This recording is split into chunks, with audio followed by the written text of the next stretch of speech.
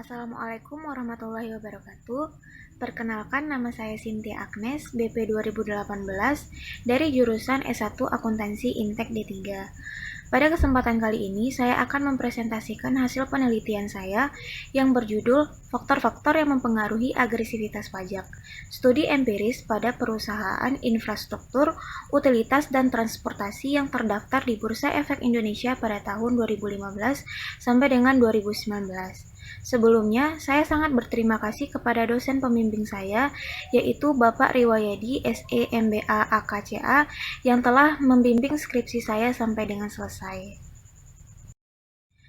Pada presentasi saya kali ini, terdapat 5 pembahasan, yaitu yang pertama, bab 1 pendahuluan, bab 2 landasan teori, bab 3 metodologi penelitian, bab 4 hasil penelitian dan pembahasan, dan yang bab 5 kesimpulan dan penutup. Masuk pada bab 1 pendahuluan. Bab 1 pendahuluan berisi tentang latar belakang penelitian, rumusan masalah, tujuan penelitian, manfaat penelitian, dan sistematika penulisan. Latar belakang pertama yaitu pengertian pajak. Menurut Undang-Undang KUP Nomor 28 Tahun 2007, pajak adalah kontribusi wajib kepada negara yang terutang oleh orang pribadi atau badan yang bersifat memaksa menurut undang-undang dengan tidak mendapatkan imbalan secara langsung yang dipergunakan untuk kepentingan negara demi sebesar-besarnya kemakmuran rakyat.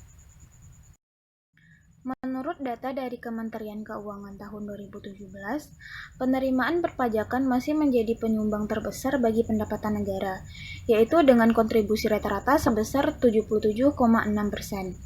Dari data tabel yang telah ada di samping saya ini, dapat kita lihat realisasi dan anggaran penerimaan perpajakan dari 5 tahun terakhir, yaitu tahun 2015 sampai dengan 2019. Pertumbuhan signifikan terjadi pada tahun 2017 dan 2018, yaitu sebesar 14,6%. Dari data realisasi dan anggaran perpajakan tersebut, walaupun terjadi peningkatan secara signifikan, akan tetapi masih juga belum mencapai target penerimaan perpajakan sampai dengan 100%. Ketidaksesuaian realisasi dan anggaran penerimaan pajak tersebut terjadi karena adanya perbedaan kepentingan antara pemerintah dengan wajib pajak, di mana pemerintah menganggap bahwa penerimaan pajak tersebut merupakan pendapatan bagi negara, sedangkan bagi wajib pajak, terutama badan, pajak merupakan beban yang dapat mengurangi laba perusahaan, sehingga dengan adanya pembayaran pajak yang bersifat memaksa, maka perusahaan berusaha melakukan strategi-strategi atau usaha ya di mana untuk meminimalisir pembayaran pajak mereka.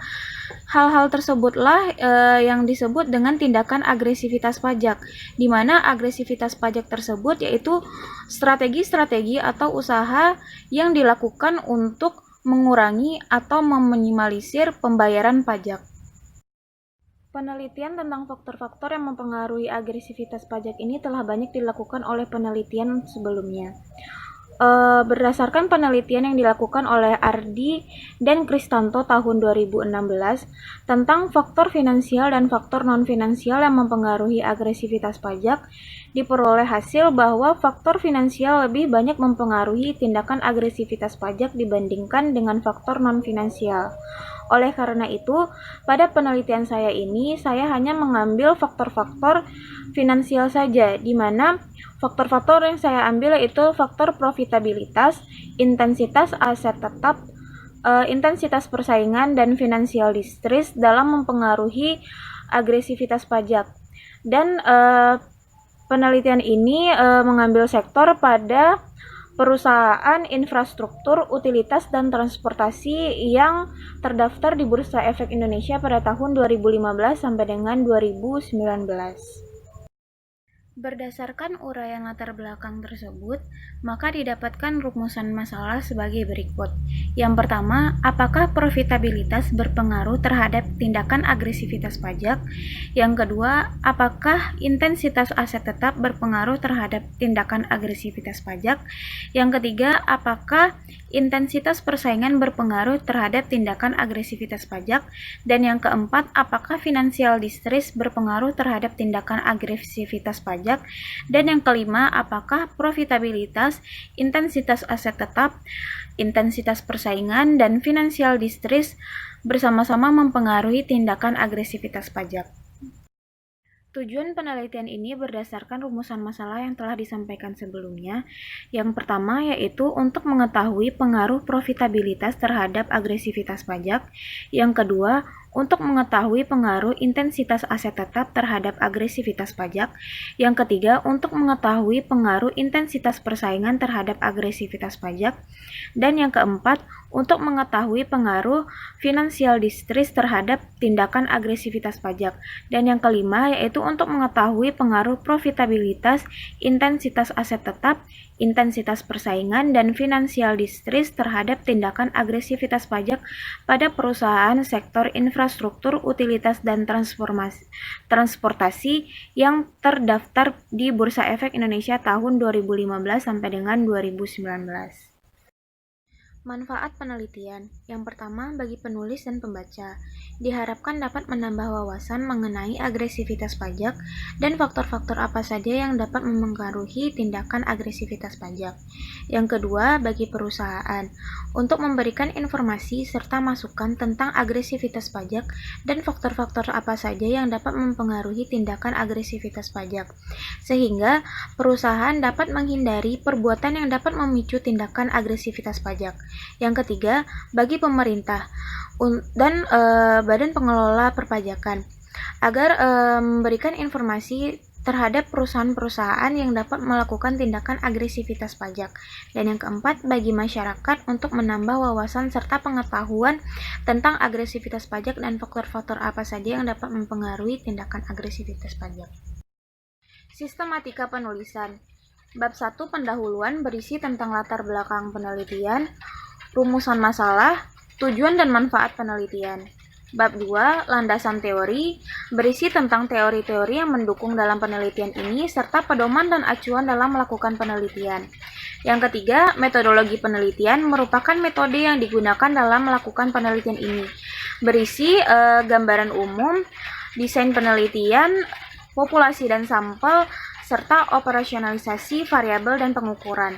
Bab 5, kesimpulan dan penutup, berisi kesimpulan, implikasi, saran, keterbatasan. Masuk pada bab 2 yaitu landasan teori. Terdapat dua teori yang melandasi penelitian ini, yaitu agensi teori dan stakeholder teori. Teori pertama yaitu agensi teori. Agensi teori merupakan teori yang mencerminkan tentang variabel agresivitas pajak, di mana agensi teori merupakan teori yang melandasi hubungan antara dua pelaku ekonomi yang saling bertentangan, yaitu prinsipal dan agen. Pada penelitian ini, prinsipal yaitu pemerintah dan agen adalah perusahaan. Pemerintah sebagai prinsipal memerintahkan kepada agen atau perusahaan untuk membayarkan pajak sesuai dengan ketentuan peraturan perundang-undangan perpajakan yang berlaku.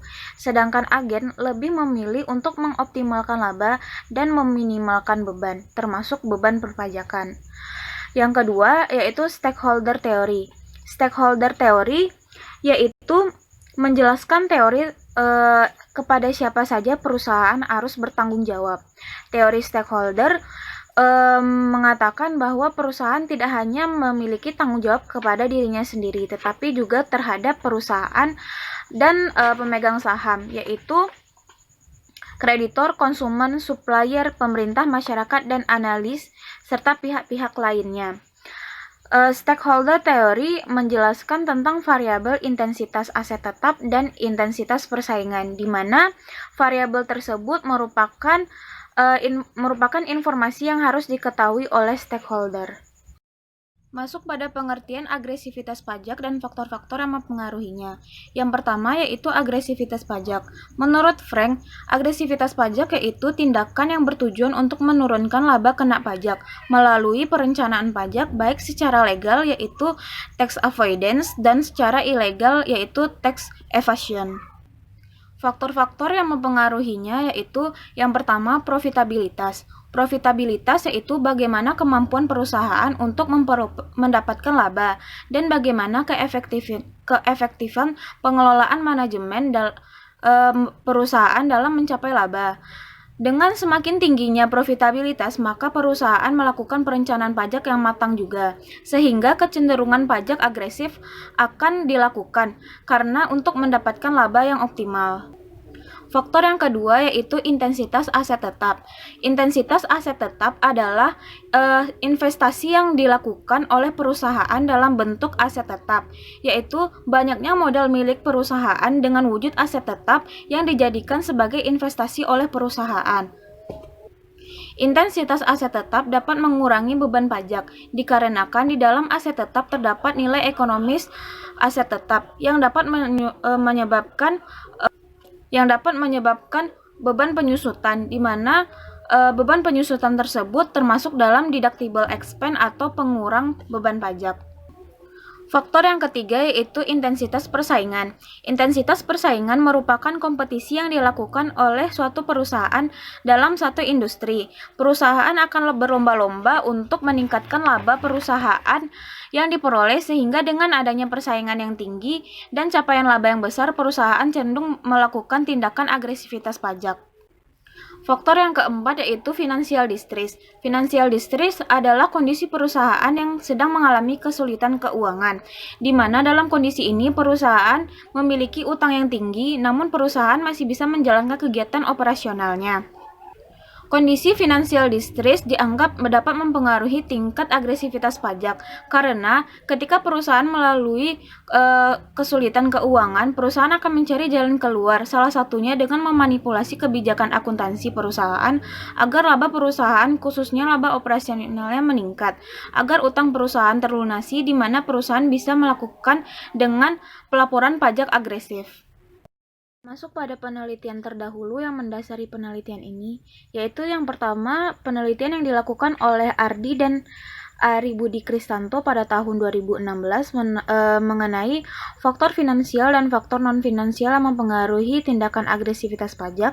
Yang kedua yaitu penelitian yang dilakukan oleh Luque dan Zulaika pada tahun 2016 mengenai analisis faktor yang mempengaruhi agresivitas pajak. Yang ketiga, penelitian yang dilakukan oleh Ruth Roget Octaviani dan Sophie pada tahun 2018 mengenai pengaruh good corporate governance, capital intensity ratio, leverage, dan financial distress terhadap agresivitas pajak. Dan yang keempat yaitu penelitian yang dilakukan oleh Hidayatul Awalina Maulidah dan Dewi Pratiwi pada tahun 2019 mengenai pengaruh corporate social responsibility, capital intensity, dan persaingan terhadap agresivitas pajak. Berdasarkan landasan teori serta penelitian yang telah dilakukan terdahulu, maka hipotesis yang berhasil dikembangkan yaitu hipotesis pertama yaitu profitabilitas berpengaruh positif dan signifikan terhadap tindakan agresivitas pajak. Yang kedua, intensitas aset tetap berpengaruh positif dan signifikan terhadap tindakan agresivitas pajak. Hipotesis ketiga yaitu intensitas persaingan berpengaruh positif dan signifikan terhadap tindakan agresivitas pajak. Hipotesis keempat yaitu financial distress berpengaruh positif dan signifikan terhadap tindakan agresivitas pajak. Serta hipotesis kelima yaitu profitabilitas, intensitas aset tetap, intensitas persaingan, dan financial distress berpengaruh terhadap tindakan agresivitas pajak. Berikut kerangka pemikiran dari penelitian ini. Yang pertama yaitu profitabilitas X1H1 terhadap agresivitas pajak. Yang kedua intensitas aset tetap X2H2 terhadap agresivitas pajak. Yang ketiga intensitas persaingan X3H3 terhadap agresivitas pajak. Dan yang keempat financial distress X4H4 terhadap agresivitas pajak. Dan profitabilitas, intensitas aset tetap, intensitas persaingan, dan financial distress H5 terhadap agresivitas pajak. Masuk pada bab 3 yaitu metodologi penelitian. Terdapat 5 pembahasan dalam metodologi penelitian, yaitu yang pertama jenis dan sumber data penelitian, yang kedua populasi dan sampel penelitian, yang ketiga operasionalisasi variabel dan pengukuran, yang keempat teknik analisis data, dan yang kelima uji hipotesis. Jenis dan sumber data.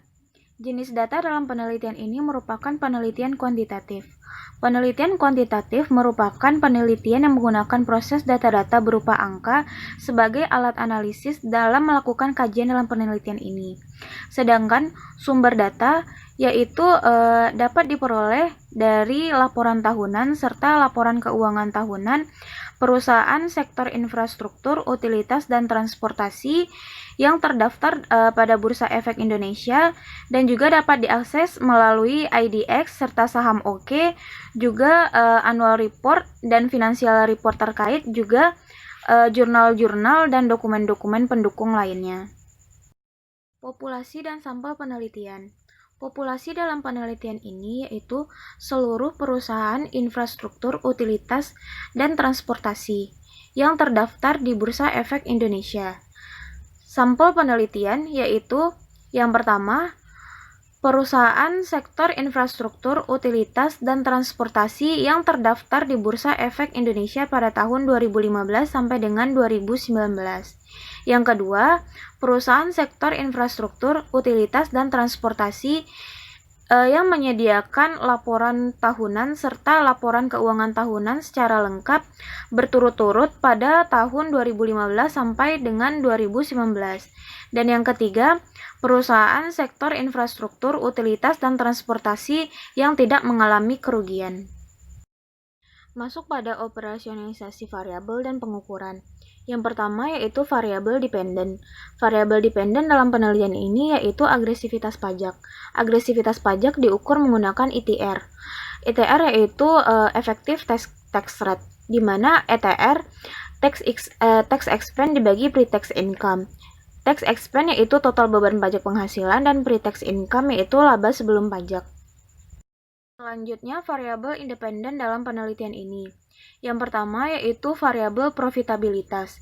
Variabel profitabilitas diproksikan dengan return on asset atau ROA. ROA diukur dengan pendapatan sebelum pajak dibagi total aset.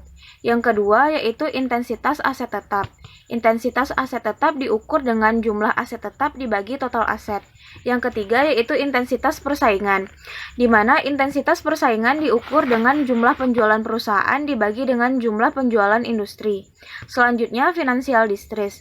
Pada financial distress ini, saya menggunakan metode Zmijowski atau X-score, di mana X-score sama dengan min 4,3 dikurang 4,5 ROA ditambah 5,7 DAR dikurang 0,04 CR, di mana untuk mencari ROA yaitu laba bersih dibagi total aset, debt to asset ratio, total liabilities dibagi total aset, serta current ratio yaitu current asset dibagi current liabilities. Selanjutnya, teknik dan analisis data. Pada penelitian ini, teknik dan analisis data yang digunakan yaitu yang pertama, statistik deskriptif. Yang kedua, uji asumsi klasik, di mana dalam uji asumsi klasik ini terdapat uji normalitas, uji autokorelasi, uji multikolinearitas, dan uji heteroskedastisitas. Selanjutnya yang ketiga yaitu uji analisis regresi linear berganda. Selanjutnya uji hipotesis. Uji yang pertama yaitu uji T, yang kedua yaitu uji koefisien determinasi, dan yang ketiga yaitu uji F. Masuk pada bab 4 yaitu pembahasan. Masuk pada bagian kriteria pemilihan sampel. Kriteria pertama yaitu perusahaan sektor infrastruktur, utilitas, dan transportasi yang terdaftar di Bursa Efek Indonesia pada tahun 2015 sampai dengan 2019, berjumlah 54 perusahaan. Yang kedua yaitu perusahaan yang tidak menerbitkan laporan tahunan atau laporan keuangan tahunan secara lengkap dari tahun 2015 sampai dengan 2019, berjumlah 6 perusahaan. Kriteria ketiga yaitu perusahaan yang menerbitkan laporan tahunan dan laporan keuangan tahunan secara lengkap dari tahun 2015 sampai dengan 2019, berjumlah 48 perusahaan. Kriteria keempat yaitu perusahaan yang mengalami kerugian dalam tahun penelitian 2015 sampai dengan 2019, berjumlah 31 perusahaan. Kriteria kelima yaitu perusahaan yang tidak mengalami kerugian dalam tahun penelitian 2015 sampai dengan 2019, yaitu sebanyak 17 perusahaan. perusahaan. Kriteria keenam yaitu perusahaan yang tidak memiliki data lengkap terkait variabel-variabel yang digunakan dalam penelitian ini, yaitu sebanyak 3 perusahaan. Kriteria ketujuh yaitu perusahaan yang memiliki ETR sebesar dari 1, yaitu sebanyak 2 perusahaan. Sehingga perusahaan yang dijadikan sampel dalam penelitian ini adalah 12 perusahaan. Tahun penelitian yaitu 5 tahun, maka dikali dengan 5 tahun sebanyak 60 sampel. Data outlier dari penelitian ini yaitu sebanyak 11 data. Jadi total sampel dalam penelitian ini yaitu sebanyak 49 sampel. Berdasarkan kriteria-kriteria pemilihan sampel di atas, maka diperoleh 12 perusahaan yang memenuhi kriteria tersebut, yaitu yang pertama Adi Sarana Armada Tbk, yang kedua Bali Towerindo Sentra Tbk, yang ketiga Bluebird Tbk, yang keempat Bukaka Teknik Utama Tbk, yang kelima Inti Bangunan Sejahtera, yang keenam Jasa Marga Persero Tbk, yang ketujuh Nusantara Infrastruktur Tbk, yang kedelapan Pelayaran Nelly Dwi Putri Tbk, yang ke-9 Perusahaan Gas Negara Persero Tbk, yang ke-10 Rukun Raharja Tbk, yang ke-11 Telekomunikasi Indonesia Persero Tbk, dan yang ke-12 yaitu Sarana Menara Nusantara Tbk. Masuk pada bagian analisis data yang pertama, yaitu analisis statistik deskriptif. Analisis statistik deskriptif dipergunakan untuk memberikan gambaran umum terhadap data serta deskripsi dari data penelitian yang digunakan, yaitu tentang deskripsi jumlah sampel dalam penelitian, nilai maksimum dan nilai minimum, nilai rata-rata atau mean, serta standar deviasi dari masing-masing variabel dalam penelitian ini. Yang pertama yaitu ROA dengan jumlah sampel sebesar 49 data, nilai minimum yaitu 0,01, maksimum 0,14, rata-rata 0,582, dan standar deviasi sebesar 0,03613. Yang kedua yaitu intensitas aset tetap, jumlah sampel sebanyak 49 sampel, nilai minimum sebesar 0,01, nilai maksimum 0,88, nilai rata-rata yaitu mean sebesar 0,4579, standar deviasi sebesar 0,34512, dan yang ketiga yaitu intensitas persaingan dengan jumlah sampel sebanyak 49 sampel, nilai minimum 0,00, nilai maksimum sebesar 0,16, nilai rata-rata atau mean sebesar 0,0207, standar deviasi sebesar 0,03472. Dan selanjutnya financial distress, jumlah sampel sebanyak 49 sampel, nilai minimum sebesar minus 4,21, nilai maksimum sebesar minus 0,02, dan nilai rata-rata sebesar minus 1,9176, dan standar deviasi sebesar 1,17678. Dan ETR sebanyak 49 sampel dengan nilai minimum sebesar 0,02 dan nilai maksimum sebesar 0,41, nilai rata-rata mean yaitu 0,2378, dan standar deviasi sebesar 0,10141. Masuk pada pengujian kedua yaitu uji asumsi klasik. Uji asumsi klasik yang pertama yaitu uji normalitas. Dalam penelitian ini, uji normalitas yang digunakan adalah uji Kolmogorov-Smirnov. Uji normalitas digunakan untuk mengetahui apakah data dalam penelitian ini terdistribusi secara normal. Data dapat dikatakan terdistribusi secara normal apabila nilai asymptotic to-tailnya lebih besar dari 0,05.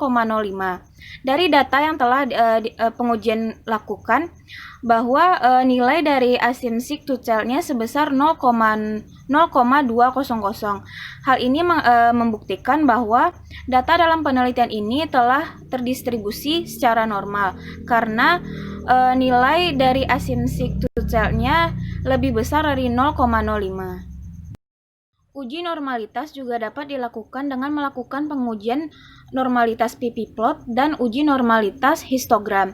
Apabila pengujian dilakukan dengan menggunakan normalitas pp-plot, data dapat dikatakan terdistribusi secara normal apabila penyebaran titik-titik plot yang berada di sekitar garis diagonal serta mengikuti arah dari garis diagonal.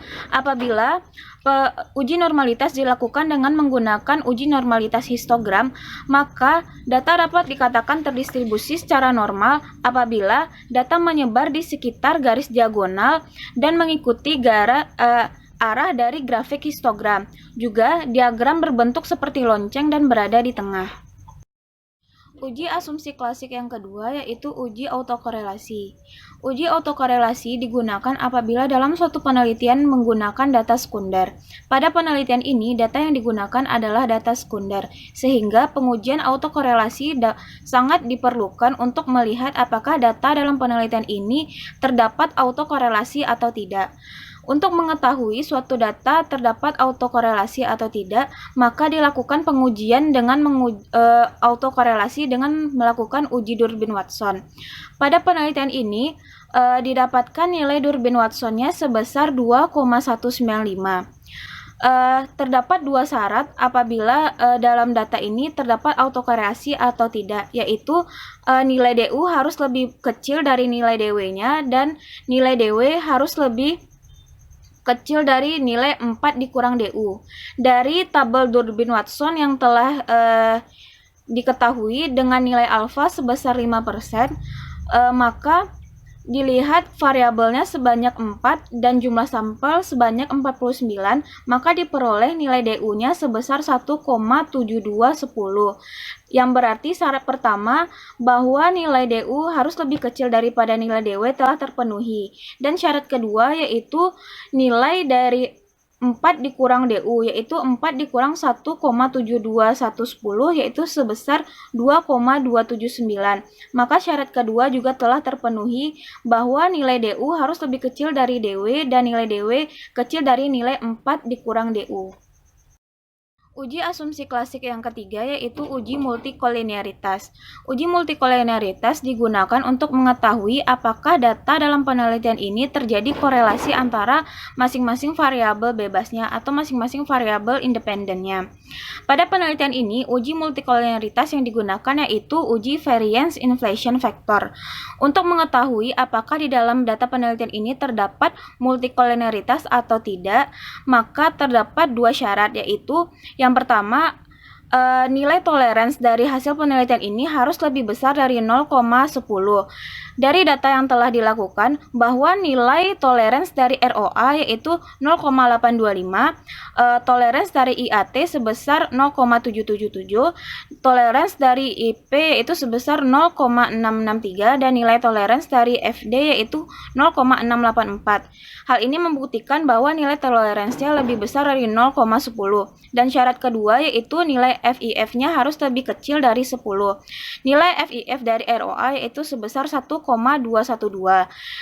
Nilai FIF dari IAT itu 1,287. Nilai FIF dari IP itu sebesar 1,509 dan nilai FIF dari FD itu sebesar 1,463. Hal ini membuktikan bahwa nilai FIF-nya kecil dari 10. Membuktikan bahwa dalam penelitian ini datanya tidak terjadi multikolinearitas. Uji asumsi klasik yang keempat yaitu uji heteroskedastisitas. Uji heteroskedastisitas digunakan untuk melihat dalam model regresi terdapat ketidaksamaan antara varians dari residual satu pengamatan ke pengamatan yang lainnya. Model regresi yang baik yaitu tidak terjadi heteroskedastisitas. Pada penelitian ini, uji heteroskedastisitas yaitu menggunakan grafik scatter plot. Pada gambar yang ada di samping ini, dapat dilihat bahwa titik-titik plot tidak membentuk suatu pola yang jelas dan titik-titik plot tersebut menyebar di atas dan di bawah angka 0 dan sumbu Y. Sehingga dapat disimpulkan variabel dependen dalam penelitian ini tidak terjadi heteroskedastisitas. Setelah melakukan uji asumsi klasik, maka langkah selanjutnya yaitu melakukan uji analisis regresi linear berganda. Analisis regresi linear berganda dilakukan untuk menguji apakah ada pengaruh antara satu atau lebih variabel independen terhadap variabel dependennya. Berdasarkan hasil pengujian, maka diperoleh persamaan analisis regresi linear berganda sebagai berikut, yaitu ETR sama dengan 0,388 dikurang 0,368 ROA dikurang 0,111 IAT dikurang 0,004 IP ditambah 0,040 FD ditambah E. Dari hasil persamaan tersebut, maka dapat diinterpretasikan sebagai berikut. Nilai koefisien konstantanya yaitu sebesar 0,388. Hal ini dapat diartikan jika seluruh variabel independen yaitu profitabilitas, intensitas aset tetap, intensitas persaingan, dan financial distress dianggap konstan, maka agresivitas pajak akan mengalami kenaikan sebesar 0,388. Yang kedua, nilai koefisien regresi dari ROA yaitu sebesar minus 0,368. Dapat diartikan bahwa jika terjadi perubahan satu satuan pada variabel profitabilitas, maka akan menurunkan ETR sebesar minus 0,368. Yang ketiga yaitu nilai koefisien regresi dari IAT yaitu sebesar minus 0,111.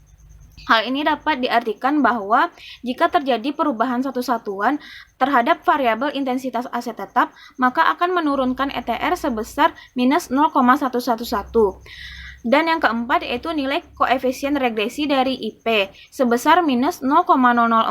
Dapat diartikan bahwa jika terjadi perubahan satu satuan pada variabel intensitas persaingan, maka akan menurunkan ETR sebesar minus 0,004. Dan yang kelima yaitu variabel financial distress sebesar 0,040. Dapat diartikan jika terjadi perubahan satu satuan pada variabel financial distress, maka akan meningkatkan ETR sebesar 0,040.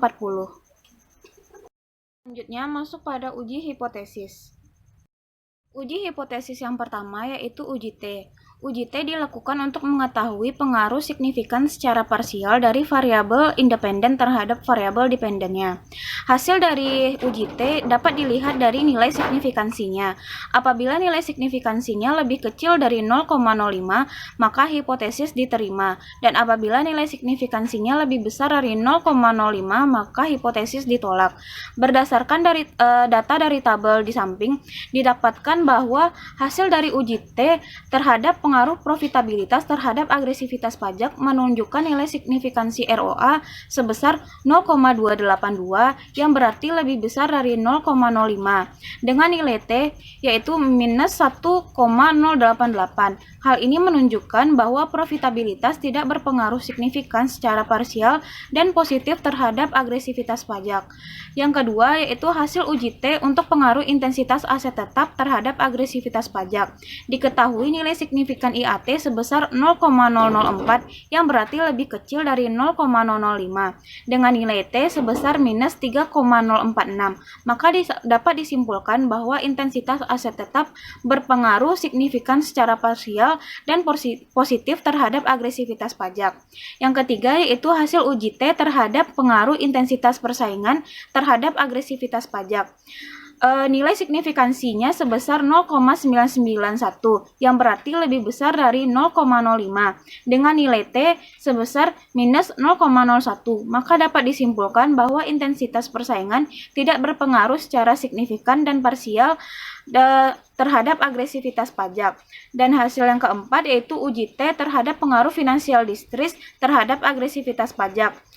Dapat diketahui nilai signifikansi FD sebesar 0,01 yang berarti lebih kecil dari 0,05 dengan nilai T sebesar 3,550. Hal ini menunjukkan bahwa financial distress berpengaruh signifikan secara parsial terhadap agresivitas pajak. Uji hipotesis yang kedua yaitu uji koefisien determinasi. Uji koefisien determinasi digunakan untuk menerangkan seberapa jauh model regresi dapat menerangkan variabel independen terhadap variabel dependennya. Berdasarkan uji yang telah dilakukan, maka didapatkan hasil uji koefisien determinasi dengan melihat nilai dari adjusted R-square-nya sebesar 0,426. Hal ini berarti sebesar 42,6% agresivitas pajak dipengaruhi oleh profitabilitas, intensitas aset tetap, intensitas persaingan, dan financial distress. Dan sisanya sebesar 57,4% agresivitas pajak dipengaruhi oleh faktor-faktor lainnya di luar dalam penelitian ini. Uji hipotesis ketiga yaitu uji F. Uji F digunakan untuk melihat pengaruh secara simultan atau pengaruh secara bersama-sama variabel independen terhadap variabel dependennya. Nilai dari uji F dapat dilihat dari nilai signifikansinya yaitu kurang dari 0,05. Pada tabel di samping dapat dilihat bahwa hasil uji F menunjukkan bahwa nilai signifikansinya sebesar 0,000, yaitu berarti lebih kecil daripada 0,05, dan nilai F-nya sebesar 9,899. Hal ini berarti bahwa variabel independen yaitu variabel profitabilitas, intensitas aset tetap, intensitas persaingan, dan financial distress secara simultan atau secara bersama-sama mempengaruhi variabel dependen atau agresivitas pajak. Hasil penelitian. Berdasarkan hipotesis yang telah dikembangkan sebelumnya, hipotesis pertama yaitu profitabilitas berpengaruh signifikan dan positif terhadap tindakan agresivitas pajak. Berdasarkan hasil uji T yang telah dilakukan, bahwa nilai signifikansi dari ROA yaitu sebesar 0,282, yang lebih besar dari 0,05, dengan nilai T sebesar minus 1,088, yang berarti profitabilitas secara parsial tidak berpengaruh terhadap tindakan agresivitas pajak, maka hipotesis pertama ditolak. Hasil dari penelitian ini juga sejalan dengan penelitian yang dilakukan oleh Savitri tahun 2017, bahwa profitabilitas tidak mempengaruhi tindakan agresivitas pajak, karena profitabilitas yang tinggi akan lebih digunakan untuk memperluas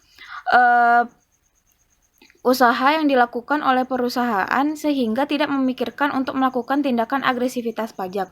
Begitupun perusahaan dengan profitabilitas kecil. Sudah dipastikan bahwa beban pajak yang dibayarkan juga kecil pula. Dan penelitian ini juga sejalan dengan penelitian yang dilakukan oleh Supatmi tahun 2017, bahwa dengan tingginya profitabilitas dapat menyebabkan perusahaan semakin bagus juga, sehingga dapat mempengaruhi tindakan yang akan diambil untuk melakukan tindakan agresivitas pajak, karena akan mempengaruhi citra perusahaan. Hipotesis kedua yaitu intensitas aset tetap berpengaruh signifikan dan positif terhadap tindakan agresivitas pajak. Berdasarkan hasil uji T yang telah dilakukan, didapat nilai signifikansi IAT sebesar 0,004, berarti lebih kecil dari 0,05, yang dengan nilai T sebesar minus 3,046, yang berarti intensitas aset tetap berpengaruh signifikan secara parsial dan positif terhadap agresivitas pajak. Oleh karena itu, hipotesis kedua diterima.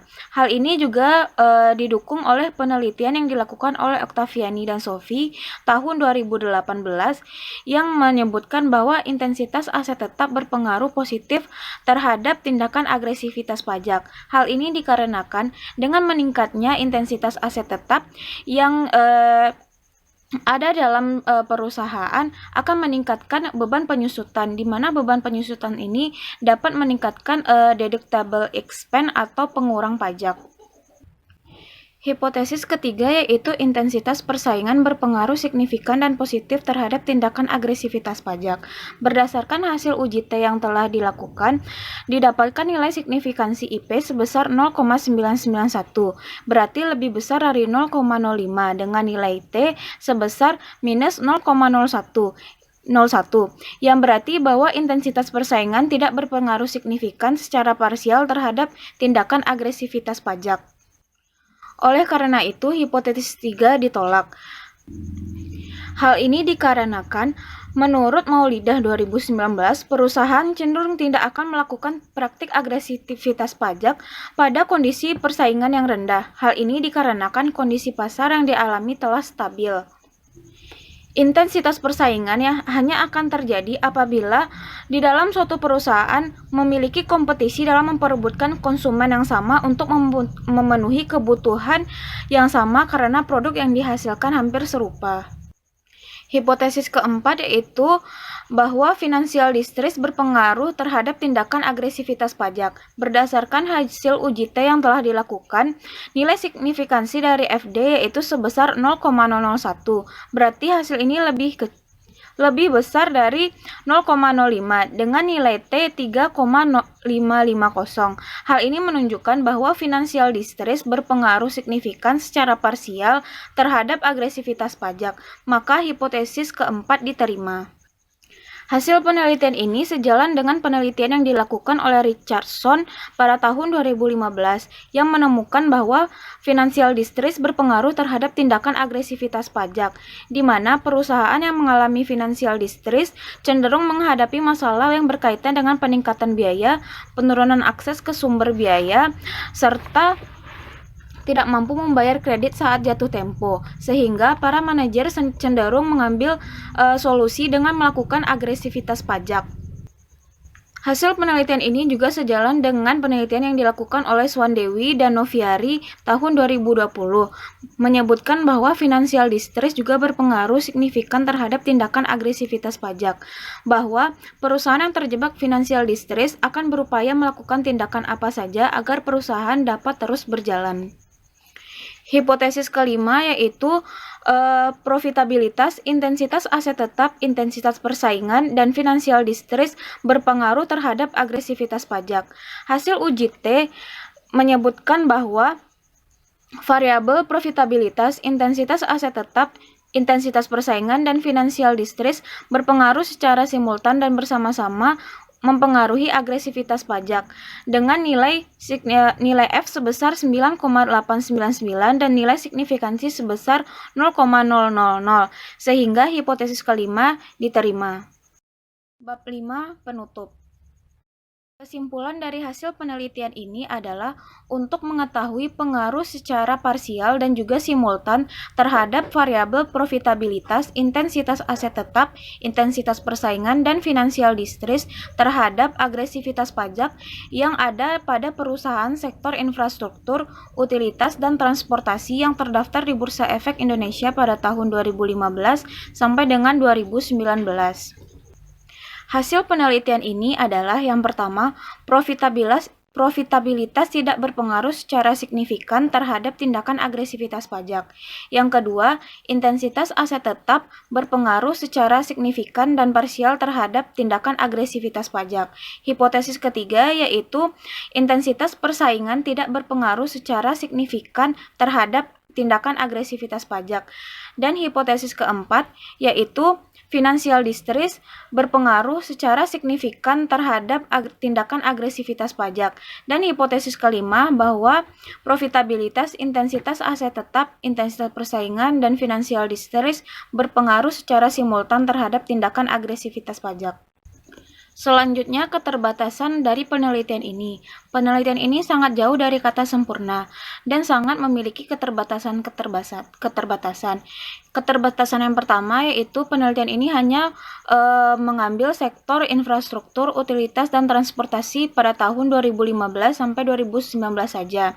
Keterbatasan yang kedua yaitu kurang lengkapnya variabel-variabel yang diteliti dalam penelitian ini yang diperoleh dari laporan tahunan juga laporan keuangan tahunan dari sektor perusahaan infrastruktur, utilitas, dan transportasi.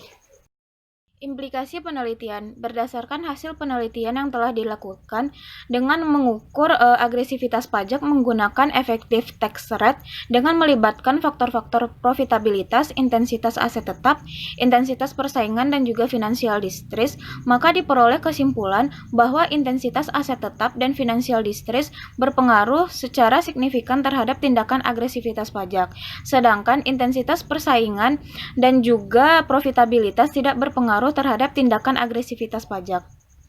Sehingga hasil penelitian ini dapat memberikan implikasi kepada beberapa sektor, yaitu yang pertama, bagi pemerintahan. Diharapkan hasil penelitian ini dapat memberikan masukan kepada pemerintah untuk mengetahui faktor-faktor apa saja yang dapat memicu perusahaan melakukan tindakan pajak agresif, sehingga dapat memberikan masukan juga informasi untuk memberikan masukan terhadap peraturan perpajakan yang telah dilakukan. Yang kedua, bagi investor. Investor diharapkan lebih berhati-hati dalam melakukan investasinya terhadap perusahaan dengan intensitas aset tetap yang tinggi. Karena dengan adanya intensitas aset tetap yang tinggi, perusahaan cenderung melakukan tindakan agresivitas pajak karena dengan tingginya intensitas aset tetap ini akan menyebabkan penyusutan dengan deductible expense yang tinggi bagi perusahaan dan juga perusahaan dengan financial distress karena mengalami kesulitan keuangan. Juga perusahaan dengan profitabilitas dan intensitas persaingan yang tinggi cenderung tidak melakukan tindakan agresivitas pajak karena akan mempengaruhi citra perusahaan dan juga dalam persaingan akan lebih berhati-hati dalam mengambil keputusan oleh manajemen. Dan yang ketiga, implikasi bagi perusahaan. Diharapkan penelitian ini dapat memberikan implikasi bahwa tindakan agresivitas pajak tersebut dapat menyebabkan kerugian terhadap negara dan bagi manajemen agar lebih berhati-hati dalam mengambil tindakan untuk melakukan agresivitas pajak. Berdasarkan kesimpulan dan juga keterbatasan dari penelitian ini, maka saran dari penulis untuk peneliti selanjutnya bahwa peneliti selanjutnya dapat mengganti variabel-variabel independen yang diduga dapat mempengaruhi tindakan agresivitas pajak seperti variabel ukuran perusahaan, corporate social responsibility, good corporate governance, leverage, dan juga rasio keuangan lainnya yang diduga dapat mempengaruhi tindakan agresivitas pajak. Yang kedua, peneliti selanjutnya dapat menambah tahun dalam penelitian dan juga mengganti sektor dari penelitian ini. Dan yang ketiga, peneliti selanjutnya dapat mengganti alat ukur untuk mengukur agresivitas pajak seperti menggunakan book tax difference atau BTD, residual tax difference atau RTC, dan juga cash effective tax rate atau CETR. Demikian presentasi hasil penelitian saya ini. Mohon maaf atas kesalahan dan kekurangan. Terima kasih dan Assalamualaikum warahmatullahi wabarakatuh.